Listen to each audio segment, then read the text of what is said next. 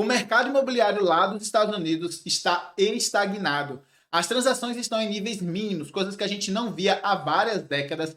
As taxas de hipotecas permanecem dolorosamente altas e os preços das casas estão em níveis quase recorde de inacessibilidade. Ao entrarmos em 2024, devemos esperar uma melhoria para o setor imobiliário americano ou uma piora generalizada. Para obter respostas, recorremos à entrevista da Melody Wright, especialista em empréstimos hipotecários e analista imobiliária que ela deu lá no canal Todd Fumani do Adam Taggart, e vamos destrinchá-la aqui a fundo para vocês. E se essa é a primeira vez que estamos encontrando, muito prazer. Eu me chamo Yuri Leite, sou consultor de investimento CVM no Brasil e QFE na Irlanda, e todas as semanas nós trazemos aqui uma análise detalhada de alguma pessoa renomada do mercado financeiro internacional, para entender o que essas grandes mentes estão pensando e fazendo com o seu dinheiro. Se você gosta desse tipo de conteúdo, já fica o convite para você se inscrever aqui no canal para poder acompanhar em detalhes. E como sempre, eu deixo o link da entrevista em inglês aqui embaixo na descrição, para quem quiser assistir lá, mas aqui a gente vai traduzir para o português e te explicar a partir do economês, então fica comigo até o final para poder entender tudo que a Melody falou durante a sua entrevista. Sem mais delongas, vamos então começar o conteúdo. E aí a gente então entra aqui nos nossos slides, a gente voltou a fazer os slides. O tema do nosso conteúdo é o preço dos imóveis vai despencar. Considerações sobre a entrevista com a Melody Wright sobre a situação imobiliária lá dos Estados Unidos. Como sempre, eu começo trazendo aqui quem é a Melody Wright, né? Ela iniciou sua carreira hipotecária na GMAC Rescap em 2006, onde contribuiu para gerenciar a histórica falência da Rescap. Após sua passagem por lá, e antes de ingressar na revolução do fintech que ela também passou, né, concentrou-se em eficácia operacional em vários grandes servidores não bancários. E ela tem uma experiência de 24 anos na indústria de serviços financeiros e seguros, o BFSI. Melody concentra-se atualmente em fintechs hipotecárias e na parte de macroeconomia. E a gente então começa aqui trazendo a opinião dela, né, logo no começo da entrevista, sobre a avaliação dos mercados, do mercado imobiliário lá dos Estados Unidos. E ela destaca aqui então 4 pontos que eu quero entrar com vocês. A recusa de mutuários a preços elevados, a estagnação do mercado com as altas taxas de hipoteca, previsão de um declínio nos preços e as transações em baixa. E aqui basicamente ela está fazendo uma alusão ao fato de como as taxas de juros subiram consideravelmente, a demanda não está querendo entrar num acordo mútuo com as pessoas para comprar casas. As pessoas querem vender casas a preços elevados, né? Todo mundo quer vender mais caro, e ninguém está querendo comprar essa casa, porque as taxas de financiamento estão completamente absurdas. E aí isso está fazendo com que não tenha tanta gente comprando as casas assim, o que justifica as transações em baixa. Ao mesmo tempo, também justifica a questão aqui das recusas de mutuários a preços elevados, porque não está tendo esse acordo mútuo para poder fazer a transação. Obviamente, se não está tendo muitas transações, está havendo a estagnação do mercado com as altas taxas. E aí, essa estagnação aqui está fazendo com que ela tenha a previsão de que haverá um declínio nos preços dos imóveis, uma vez que o que faz o preço de algo subir ou é uma redução na oferta, mas as casas já estão construídas, elas já estão contratadas quando a gente fala aqui financeiramente, elas já estão naquela região, então não tem como mexer na parte de oferta agora, pode até criar menos casas para depois, mas no momento as que já estão, elas já estão lá, então não tem como mexer na oferta. E do outro lado a gente tem a questão da demanda. E aí, como a demanda não está fazendo a sua parte, né, não está comprando por conta das altas taxas hipotecárias, ela acredita que isso vai levar a um declínio nos preços dos imóveis nesse ano de 2024 e possivelmente para 2025. Lembrando que essa entrevista aqui foi gravada na segunda semana de janeiro, né? E aí eu estou fazendo esse material aqui para vocês no início de fevereiro. E aí, quando vocês forem assistir, vai ter uma defasagem aqui entre quando ela gravou e esse momento agora. Mas enquanto nesse período aqui aconteceu de um mercado imobiliário lá dos Estados Unidos, provavelmente focado no commercial real estate, que é basicamente construções ligadas à parte de comércio e tudo mais, e na parte também de tipo lajes corporativas, né, edifícios de escritórios por conta do home office, que ainda não está 100% voltado, a gente viu alguns grandes bancos, não só nos Estados Unidos, mas também no Japão e na Suíça, estarem sendo rebaixados pela Moody's, estar sofrendo por conta das taxas hipotecárias, porque não tem a demanda. Então isso aqui que ela falou no começo de janeiro já está meio que se mostrando e se adentrando, e a gente inclusive já está de novo com a previsão da possível problema dos bancos regionais, que está sendo discutido novamente, feito estávamos no começo do ano passado. Então isso aqui mesmo, sendo um material um pouco aí de um mês entre o que ela gravou e o que eu estou gravando, né, que vocês vão ver, na verdade eu estou gravando antes, mas que vocês vão ver, Vocês entendam que esse material de entender o que essas grandes mentes estão pensando, estão falando, é importante para os nossos investimentos. Perceba que se você tivesse assistido a live, né? Se você assistir aqui o conteúdo da gente, você tende a ter performances melhores, porque você conseguiria, por exemplo, antever isso, ou talvez analisar para ver se existiria algum problema. Não sei se alguém aqui perdeu dinheiro que estava investido no banco, ou no caso lá da China, que também teve problema, a Evergrande que faliu, se alguém estava investido lá perdeu dinheiro. Então, entender isso aqui é bastante importante, é por isso que eu trago esses materiais aqui para vocês. Mas vamos dar sequência aqui nos slides. Ela então passa para as tendências inesperadas na Flórida, onde ela fala de 3 pontos em específico: ausência de quedas no estoque de imóveis, aumentos significativos em vez das quedas e teste da teoria sobre o impacto das taxas de hipoteca. E aí, nesses 3 pontos aqui, basicamente o que ela está querendo falar, primeiro vamos entender por que na Flórida. Ela cita 3 regiões nos Estados Unidos. Flórida é uma dessas regiões que tem uma concentração muito grande, uma variação muito grande aí de preços de casa vendendo e comprando, né? Então, muita gente, muitas transações, é um mercado imobiliário bastante aquecido. E aí, por estar numa dessas regiões, ela consegue antecipar o que vai acontecer nos que tem menos volatilidade, menos gente fazendo essas transações. E aí ela fala que está se especializando lá na Flórida e vai usar exemplos da Flórida por conta disso. E aí ela fala da questão da ausência de quedas no estoque de imóveis. E se esperava que os imóveis, menos pessoas iriam estar construindo novos imóveis, como eu falei, né? Para mexer na parte de oferta, para aumentar os preços, não compensaria os construtores estarem fazendo esses imóveis. E ela fala que não está acontecendo isso. Na verdade, está tendo até um aumento significativo dos estoques. E isso está acontecendo porque está se construindo muita casa e não está conseguindo vender essas casas que estão sendo construídas, o que faz então com que elas fiquem estocadas. E aí ela faz esse teste da teoria sobre o impacto das taxas de hipoteca, se realmente está afetando ou não a parte das transações que estão acontecendo lá na Flórida. Inclusive ela até fala, e talvez eu não lembro se eu coloquei mais à frente, mas ela também fala nesse ponto aqui, de que está acontecendo o seguinte problema com as vendas das casas. Você combina o preço com a pessoa que vai estar comprando a casa, vamos supor, de 400 mil dólares. E aí você vende a casa por 400 mil dólares, só que você dá para a pessoa alguns benefícios, como por exemplo, você paga uma máquina de lavar, você paga uma geladeira, enfim, paga algumas coisas, e aí esse total, vamos supor, dá 50 mil. Quando você vai colocar no seu balancete, você coloca que fez uma venda de 400 mil, mas na verdade essa venda não foi 400, porque você teve um custo de 50. Então a sua venda, na verdade, ela foi de 350.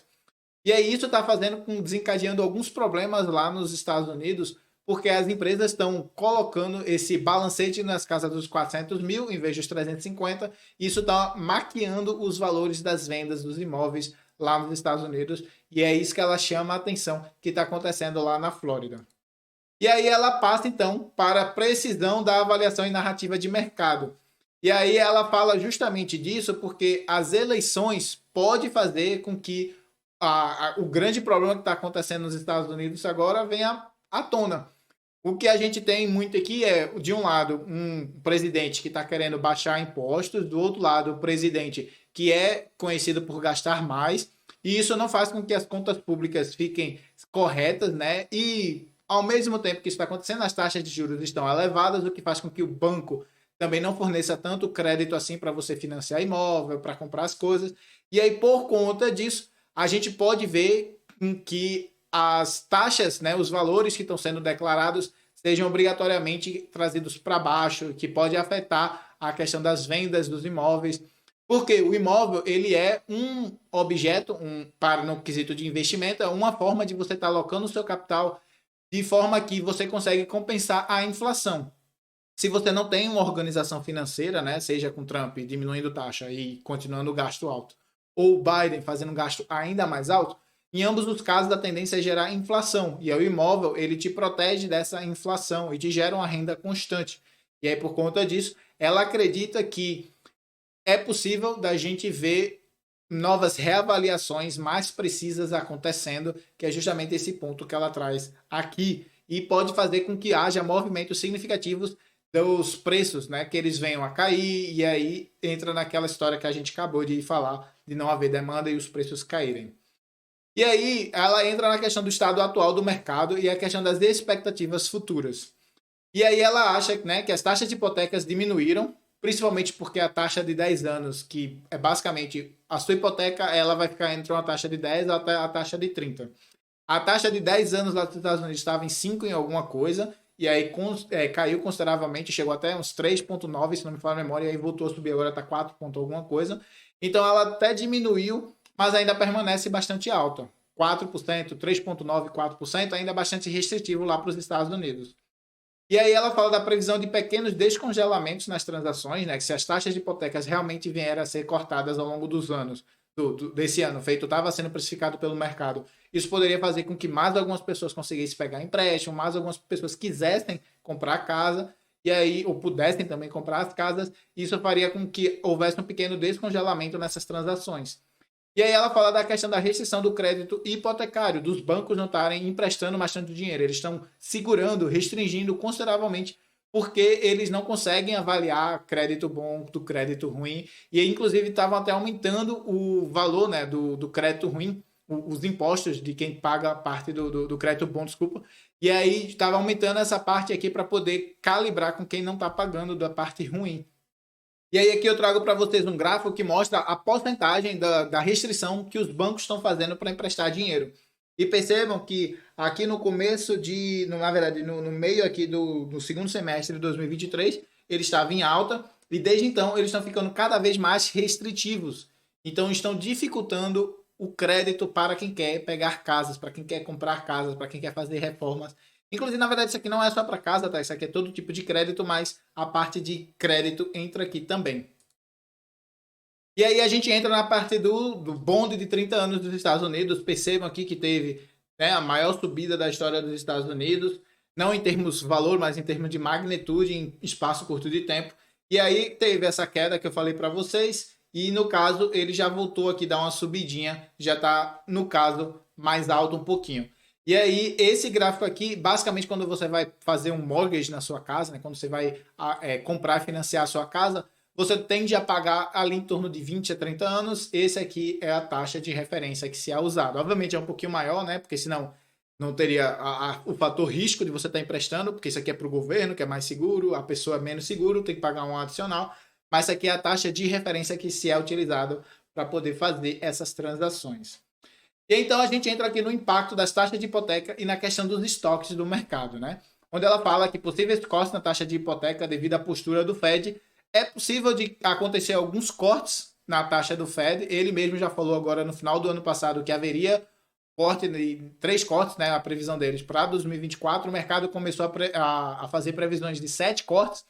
Já se mostrou errado, né? A gente já viu algumas conversas ali do Fed falando que não conseguiria cortar 7 vezes, que o mercado estava muito esperançoso. Aí veio o relatório de trabalho muito aquecido, praticamente o dobro do que se esperava. E aí, por conta disso, a gente pode ver, provavelmente verá até cortes da taxa de juros, mas não na magnitude que o mercado estava esperando. Entrando agora no segundo ponto, que é o aumento da acessibilidade, né? Mais possível inibição da atividade. Se houver de fato um corte da taxa de juros, é possível que os bancos fiquem menos restritivos.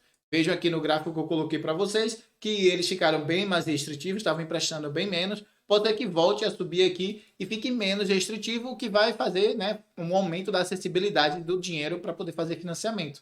Mas poderia ser que houvesse uma inibição da atividade, tanto de pessoas querendo pegar para poder comprar casas, quanto da questão de pessoas querendo comprar, os construtores, as empresas, para poder fazer novas casas. E aí ela fala da percepção equivocada da escassez de estoque, onde se esperava, né, que teria uma escassez, que não teria sido construído tanta casa assim, mas que essa percepção está equivocada porque as casas estão de fato sendo construídas. Os builders, né, os construtores estão ainda se mantendo produzindo essas casas e inclusive está até de uma maneira mais ou menos feito estava antes da pandemia em termos de aceleração. Então, na verdade, a gente estava com a defasagem, os Estados Unidos, estava com a defasagem tão grande das casas que mesmo com todos esses problemas aqui de gente não querendo comprar casa, ainda tinha bastante gente que estava querendo comprar casa e aí isso fez com que os imóveis fossem sendo construídos, alguns sendo vendidos e manteve o lucro dos construtores, que fez com que eles mantivessem construindo cada vez mais, inclusive até aumentando a quantidade de estoque. E aí a gente entra na parte do capital especulativo no mercado residencial. Isso acontece muito, especialmente em locais, por exemplo, como Canadá e Austrália, mas outras regiões do mundo, Irlanda, Estados Unidos, também tem bastante disso. Onde é basicamente uma pessoa que quer investir, ela não está comprando a casa para morar, ela quer investir naquela casa para especular com o aluguel, para especular com o aumento do valor da casa. E aí ela fala que os investidores contribuem de alguma forma para os preços elevados, porque os investidores basicamente são mais demanda, são mais pessoas querendo comprar, e aí isso faz com que o preço suba. Ela também fala na redução na oferta de casas para compradores que querem comprar suas casas. A maior parte das casas que estão sendo vendidas lá nos Estados Unidos estão sendo vendidas para pessoas, gestores de fundos de investimento, da BlackRock, da Vanguard, entre outros. Isso faz com que esses investidores, né, ganhem os dinheiros deles, né, ganhem a grana deles, mas ao mesmo tempo reduz a quantidade de casas para quem quer comprar casa para residência, para morar. E aí isso faz com que haja uma concentração do dinheiro institucional, principalmente no mercado unifamiliar, que é aquele mercado, aquelas casas que são construídas para um casal, um filho, né? Tipo, é basicamente a família menor. E aí tem as casas que são construídas para mais pessoas, mas nesse mercado que é tipo de uma pessoa só, ou um casal e um casal com filho, eles estão sendo muito demandados pelos fundos de investimentos que estão comprando consideravelmente essas casas.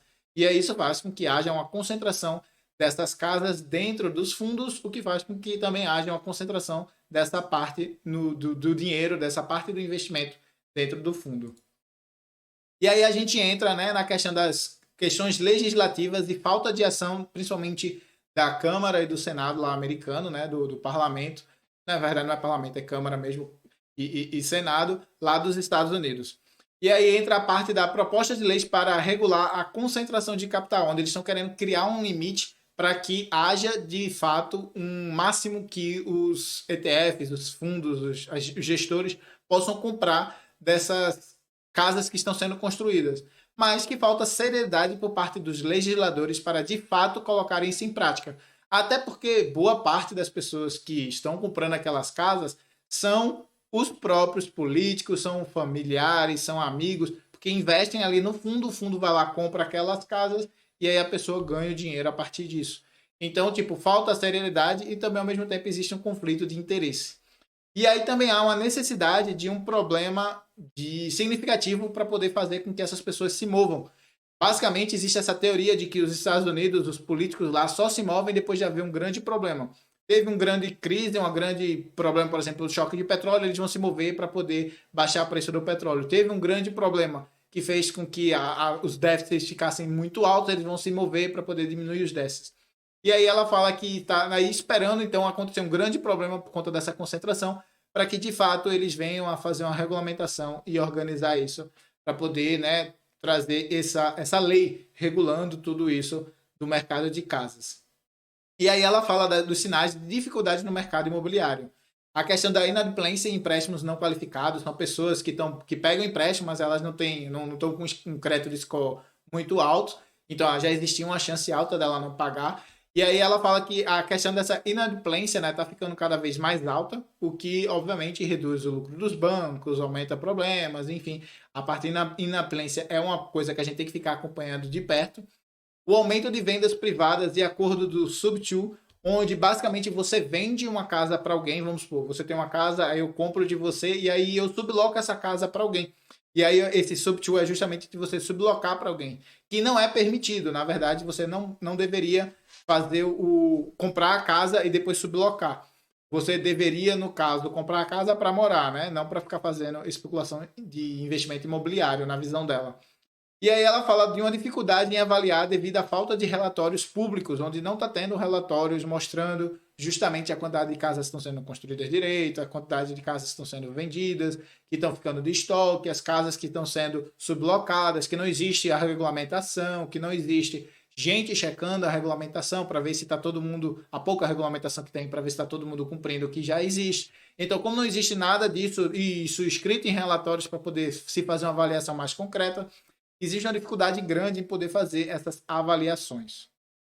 E aí ela fala das observações em Denver, uma outra região, onde houve uma piora da situação, apesar da expectativa de conscientização. E aí ela fala justamente de que existia uma expectativa de com as pessoas ficando mais conscientizadas, né, comprando menos para especulação financeira e tal, iria ter uma melhoria, mas que não aconteceu. Na verdade, houve até uma piora. Ela fala das estratégias de listagem para criar escassez percebida, onde você não lista aquele imóvel que você tem no local, no site e tal, para você criar a ideia de que estão com menos imóveis, e aí você vende um, aí quando você vende um, aí você vai lá e bota outro e tal. E aí vai fazendo essas estratégias para poder fingir que a oferta está menor, para poder cobrar um preço mais caro.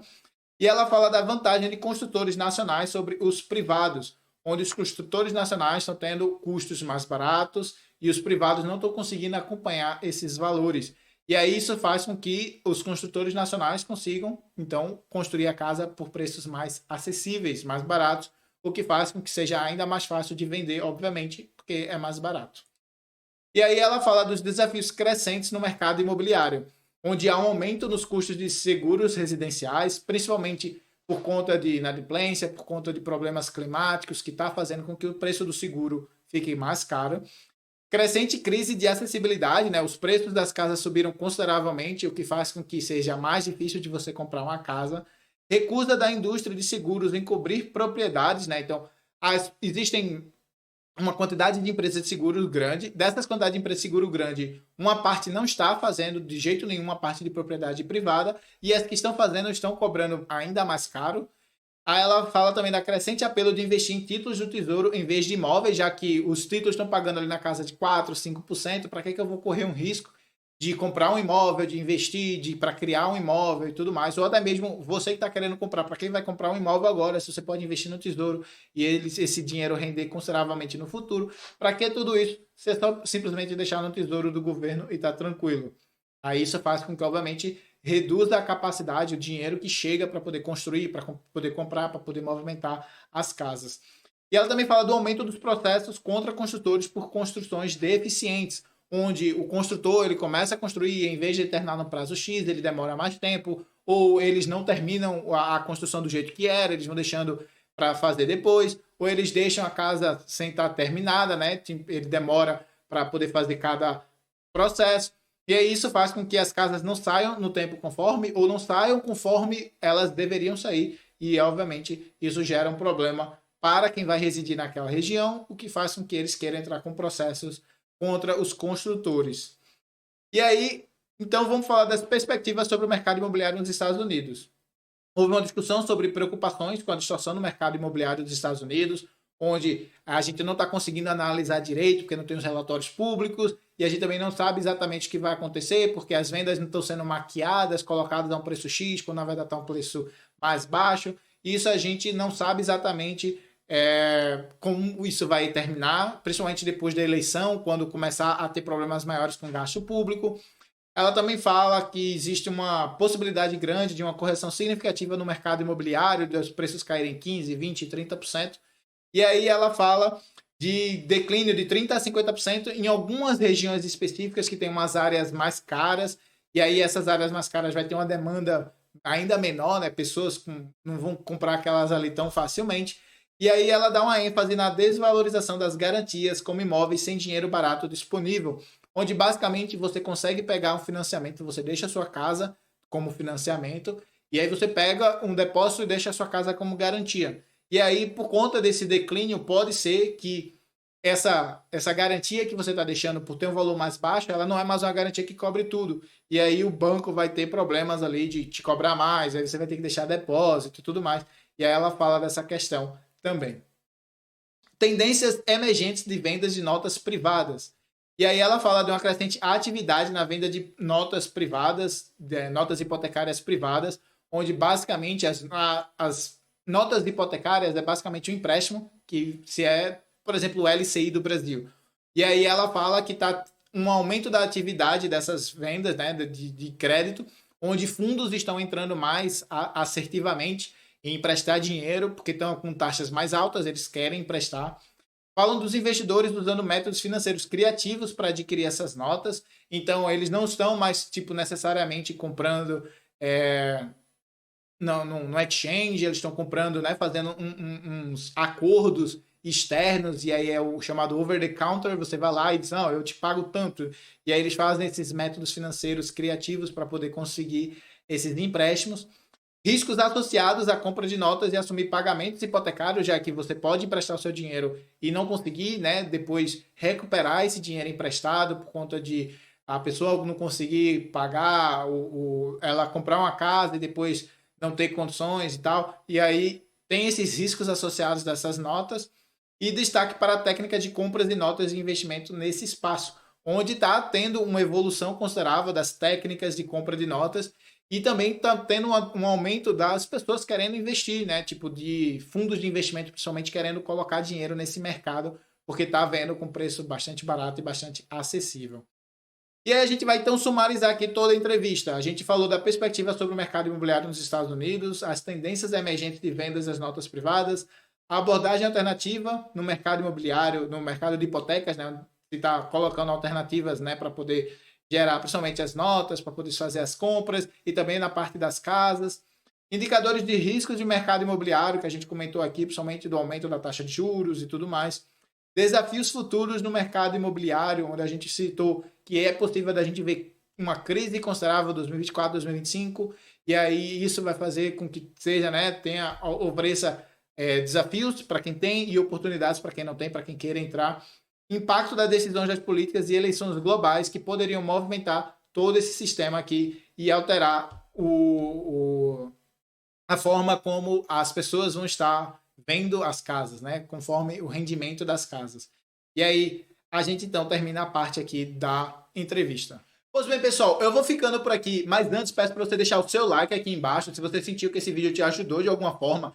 E também peço para que você já se inscreva aqui no canal para mais conteúdo sobre investimentos, finanças, economia, especialmente focado em você que reside no exterior. Eu peço também que você deixe aqui embaixo nos comentários como é que está a situação de moradia aí na sua região. Se está fácil ou difícil de comprar, alugar um imóvel, deixa aqui embaixo nos comentários que a gente vai acompanhando e conversando mais a respeito com vocês. Agradeço a presença de todos e, como sempre, lembro que deixei o link para diversos vídeos aqui embaixo que podem te interessar, ou você pode estar assistindo esse que está aí na tela que foi especialmente selecionado para você. Vou ficando por aqui e te aguardo no próximo vídeo.